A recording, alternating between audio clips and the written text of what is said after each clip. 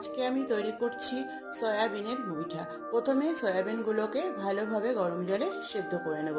তারপর জল চিপে তুলে একটা মিক্সার জারে দিয়ে পেস্ট তৈরি করে নিচ্ছি। তার মধ্যে সেদ্ধ করা আলু, আদা লঙ্কার পেস্ট, জিরের গুঁড়ো, লবণ আর একটু কর্নফ্লাওয়ার এটা দিয়ে ভালোভাবে মেখে নেব। তারপরে এই মুইঠা করে গরম তেলে দিয়ে মুইঠাগুলোকে ভেজে নেব। ভেজে তুলে রেখে এবার ওই তেলেই গোটা গরম মশলার গোটা জিরে ফোড়ন দিয়ে আদা, কাঁচা লঙ্কা, টমেটোর পেস্ট দিয়ে দিয়েছি। তার মধ্যে জিরের গুঁড়ো, লঙ্কার গুঁড়ো, হলুদ, লবণ দিয়ে ভালোভাবে কষিয়ে নিচ্ছি।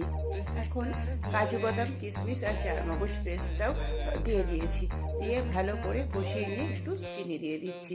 ভালোভাবে কষানো হয়ে গেলে এর মধ্যে জল দিয়ে দিচ্ছি। জলটা ফুটে উঠলেই সয়াবিনের মুইঠাগুলো দিয়ে দিয়েছি আর নামানোর আগে একটু ঘি দিয়ে এবার নামিয়ে নিচ্ছি।